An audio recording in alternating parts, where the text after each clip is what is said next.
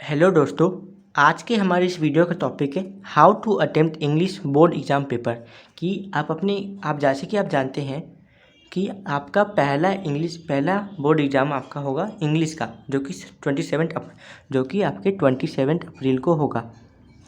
तो अब आपको अपने इंग्लिश का बोर्ड एग्ज़ाम का पेपर कैसे अटेम्प्ट करना है वो इस वीडियो में जानेंगे। होता क्या है कि हमें सारे क्वेश्चंस आते हैं, लेकिन फिर भी लास्ट में हमारे कुछ क्वेश्चन छूट जाते हैं। क्यों? क्योंकि हम अपने उस समय टाइम को मैनेज नहीं कर पाते। उस वक्त टाइम मैनेजमेंट हम नहीं कर पाते, ना ही प्रॉपर प्लानिंग कर पाते। प्लानिंग होता है हमारी उस वक्त। तो आज की इसमें मैं आपको बताऊंगा कि कैसे आपको अपने टाइम को मैनेज करना है एग्ज़ाम में, और क्या क्या मिस्टेक्स जो कि स्टूडेंट्स करते हैं जो कि आपको नहीं करने हैं। ठीक है, तो चलिए पहले जानते हैं कि what are the mistakes that students commonly do in their exams. Mistakes, पहले जो मिस्टेक करते हैं वो होते हैं उनका डजंट ऑर्गेनाइज आंसर्स।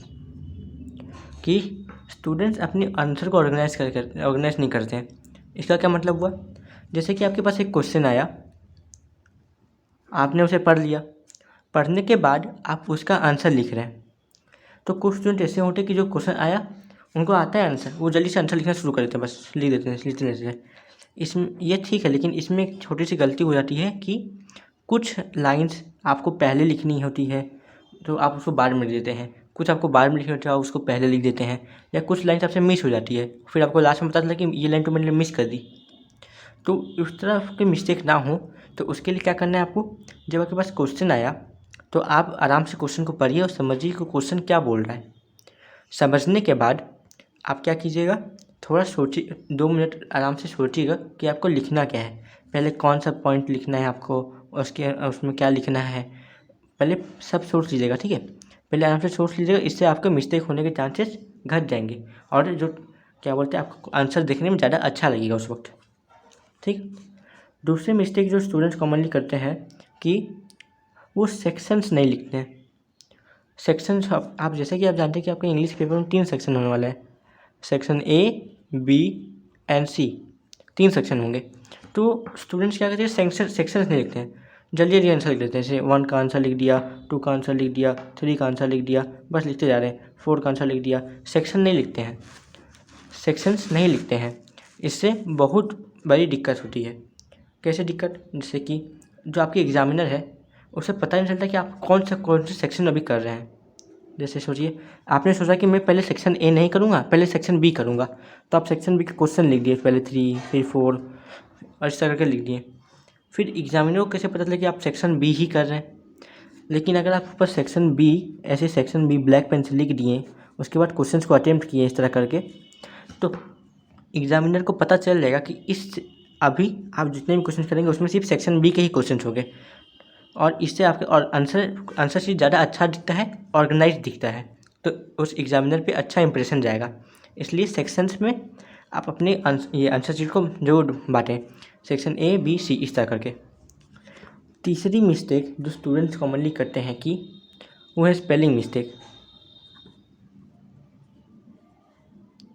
अभी आप 10 में आ गए हैं तो स्पेलिंग मिस्टेक तो आपको बिल्कुल करनी नहीं चाहिए। फिर भी अगर मान लीजिए कोई स्पेलिंग मिस्टेक हो गई, जैसे मैं मान लेता हूँ, मुझे इंट्रोडक्शन लिखना था, मैंने उस इंट्रोडक्शन की स्पेलिंग कुछ इस तरह लिख दी, फिर लास्ट में मुझे आगे पता चला कि अरे मैंने तो इसे गलती लिख दिया है। तो स्टूडेंट्स क्या करेंगे, बहुत से स्टूडेंट ऐसे होते हैं जो इसको ऐसे पहले डब्बा में बनाएंगे, डब्बा बनाने के बाद उसको पूरे ऐसे काटते हैं। इस तरह मत काटिएगा। क्यों? क्योंकि पहले तो इससे आपका आंसर शीट गंदा दिखेगा ही, दूसरा आप एग्जामिनर को खुद ही बोल रहे हैं कि देखो मैंने यहाँ गलती की है, इस तरह इसके कारण। लेकिन तो आपको कैसे करना है, जैसे मैंने यहाँ लिखा था, ये सोचिए मैंने स्पेलिंग गलती की, तो आप बस ऐसे करके एक लाइन काट दीजिए। हाँ, तो इससे क्या होगा, आपका तो आंसर तो गंदा दिखेगा नहीं, एग्जामिनर को पता भी नहीं चलेगा कि आपने यहाँ कोई आंसर काटा है। जब कोई ऊपर से देखेगा तो उसको पता नहीं चलेगा कि आपने यहाँ आंसर काटा है। तो इस पर आपका आंसर शीट अच्छा दिखेगा ही, साथ ही साथ एग्जामिनर पे अच्छा इंप्रेशन जाएगा। इसलिए स्पेलिंग मिस्टेक जब भी हो तो इस तरह से एक लाइन डायरेक्ट काट दीजिए, बस इस तरह डिब्बा बना के मत कीजिएगा। ठीक है, ये मत कीजिएगा, ये कीजिएगा। ठीक। और सबसे इम्पोर्टेंट बात, use black and blue pen. कुछ लेजेंडरी बच्चे होते हैं जो कि जब एग्ज़ाम होता है तो सिर्फ और सिर्फ ब्लू पेन लेके जाते हैं, ब्लैक पेन लाते ही नहीं। तो वो सिर्फ सारे आंसर अपने ब्लू से लिए, जैसे आंसर 1 का आंसर ऐसे जैसे 1 का आंसर लिखना है तो लिख दिए, 2 का आंसर लिखना लिख दिए, 3 का भी ब्लू से लिख दिए, 4 का ब्लू से लिख दिए, सेक्शन भी ब्लू से लिख दिए, सब कुछ ब्लू से ही लिख दिए। इससे क्या हुआ, एग्जामिनर को पता ही नहीं चलेगा कि आपने कहाँ से शुरू किया, कहाँ ख़त्म किया, क्योंकि सब आपने ब्लू से लिखा है। तो उसे लगेगा कि ये आंसर भी इससे जुड़ा हुआ है। अगर वो उसके लिए उसको ध्यान से देखना पड़ेगा, अच्छा यहाँ 1 है, यहाँ 2 है, तो इससे उसको अच्छा नहीं लगेगा ना। तो आपको क्या करना है, ब्लैक पेन से आप इससे पहले ब्लैक पेन से सेक्शन लिखिए, उसके बाद ऐसे क्वेश्चन नंबर 1 दीजिए, आंसर लिखिए इस तरह करके, उसके बाद अपना आंसर लिखिए, ऐसे लिख दिया पूरा आंसर। उसके बाद लास्ट में जाके एक लाइन ऐसे करके दे दीजिए आंसर ख़त्म होने के बाद। उसके बाद अपना क्वेश्चन नंबर 2 का आंसर लिखिए इस तरह करके। इस तरह आप लिखेंगे तो इस तरह एग्जामिनर को पता चल जाएगा कि आपने कौन सा आंसर कहाँ शुरू किया, कहाँ ख़त्म किया, फिर उसके बाद दूसरा आंसर कहाँ से शुरू किया, समझे। तो इसलिए ब्लू ब्लैक पेन का जरूर इस्तेमाल कीजिए। अपने स्पेलिंग मिस्टेक को इस तरह काटना है तो इस तरह काटिएगा, सेक्शंस में डिवाइड कीजिए और अपने आंसर को ऑर्गेनाइज कीजिए। इतनी बातें आपको क्लियर है। तो चलिए जानते हैं आपको टाइम मैनेज कैसे करना है अब। तो चलिए दोस्तों जानते हैं आपको टाइम मैनेज कैसे करना है। जैसा कि मैंने आपको पहले बताया, अगर हम प्रॉपर प्लानिंग नहीं करेंगे, प्रॉपर टाइम मैनेजमेंट नहीं कर पाएँ तो आपको आंसर आते हुए भी आपसे आंसर छूट जाएगा। क्यों? क्योंकि आप बोलेंगे कि मेरे को टाइम नहीं मिला। टाइम आपको मिला था लेकिन आपने अपने टाइम को ठीक से यूटिलाइज़ नहीं कर पाए, ये आपकी दिक्कत है। तो पहले जानते हैं कि आपको बोर्ड एग्ज़ाम में कितना टाइम आपको मिलने वाला है। आपको मिलेगा 2 घंटा, मतलब कि 120 मिनट का आपका पेपर होगा। अब इस 120 मिनट को कैसे प्रॉपर्ली यूटिलाइज़ करना है मैं आपको वो बताता हूँ। पहले मैं आपको बताऊँ कि आपका पेपर कैसे होगा। आपका जो इंग्लिश पेपर है उसमें आपके होंगे 3 section, section A, section B और सेक्शन सी। इतनी बात क्लियर है। उसके बाद सेक्शन ए में आपका होगा रीडिंग कॉम्प्रीहेंशन, जिसमें आपके 2 पैसेज होंगे, एक डिस्कर्सिव पैसेज, एक फैक्चुअल पैसेज। और ये आपका होगा 10 मार्क्स। दोनों पैसेज 5-5 मार्क्स का होंगे, मतलब ये पूरा सेक्शन है आपका 10 मार्क्स का हुआ।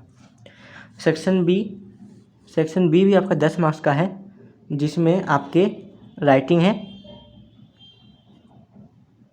राइटिंग में आपके आ रहे एनालिटिकल पैराग्राफ और लेटर, दोनों में से आपको किसी एक को करना है, और वो होगा आपका 5 मार्क्स का। और इसी सेक्शन बी में आ रहा है आपका ग्रामर, ठीक, ये भी आपका आ रहा है 5 मार्क्स का। और अब सेक्शन सी की बात करते हैं। सेक्शन सी में आपका आ रहा है लिटरेचर, जो कि आपका होगा 20 मार्क्स का। पूरा लिटरेचर आपका जो 20 मार्क्स का, राइटिंग सेक्शन आएगा 5 मार्क्स का, ग्रामर आएगा 5 मार्क्स का, रीडिंग कॉम्प्रिहेंशन आएगा 10 मार्क्स का। अब आपको कैसे अपने इस 120 मिनट के अंदर इन सबको करना है वो बताता हूँ। सबसे पहले फर्स्ट अटेम्प्ट आपको सबसे पहले वो किसको करना है, आप पढ़ेंगे पहले सेक्शन बी को। क्यों? क्योंकि इसमें राइटिंग और ग्रामर है। तो राइटिंग और ग्रामर करने में आपको इन दोनों के मुताबिक कम टाइम लगेगा। हाँ, और सबसे पहले आप कीजिएगा इसमें राइटिंग में मैं आपको पर्सनली सजेस्ट करूँगा कि आप एनालिटिकल पैराग्राफ को ना कर लेटर करें। क्यों? क्योंकि इसके मुताबिक लेटर थोड़ा इजी होता है और लेटर कम टाइम में भी आपका हो जाता है।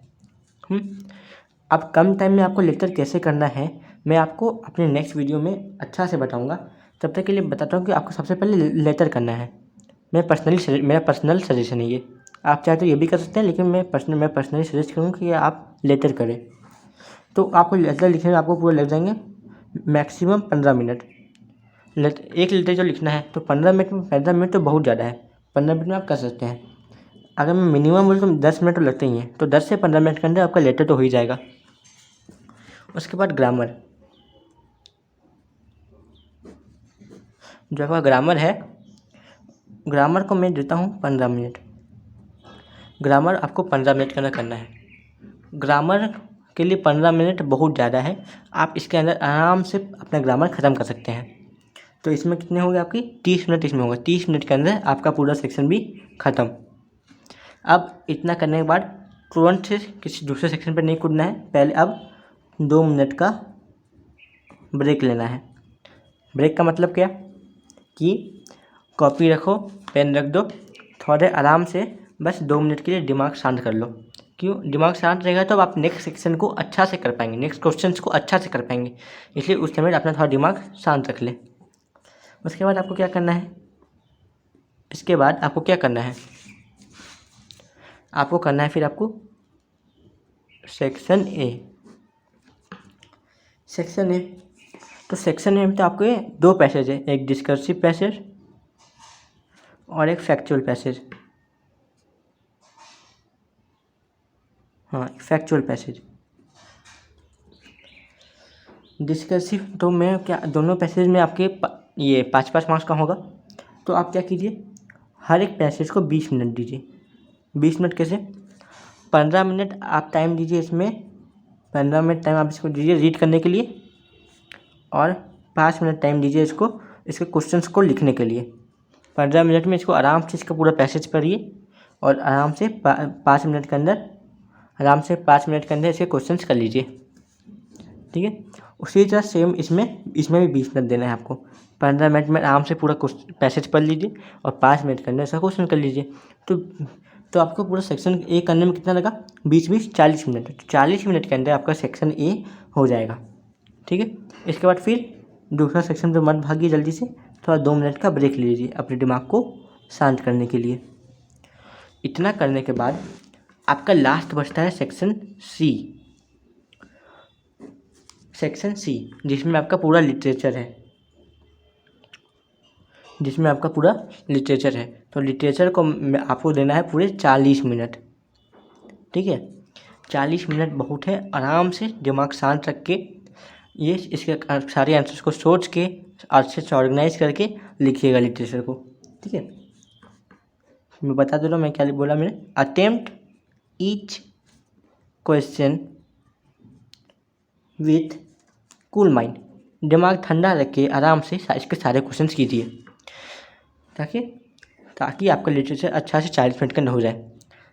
अब आप सारे टाइम को जोड़ेंगे, देखेंगे 15 30 और 40 कितना 70 और यहाँ पे आपका 40 110 और ये 2-2 मिनट जोड़ेंगे तो 114। तो 114 मिनट आपके अंदर आपका पेपर हो जाएगा। फिर भी आपके 6 मिनट बच जाएंगे। तो अब 6 मिनट क्या करना है आपको? इस 6 मिनट को आप करेंगे आपका कॉपी को चेक या फिर बोले रिवाइज।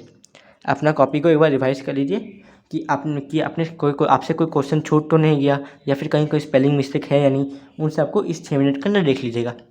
और इस तरह आपको अपने पूरे 120 मिनट वाले टाइम को और ये क्या बोलते हैं यूटिलाइज़ करना है। ठीक है।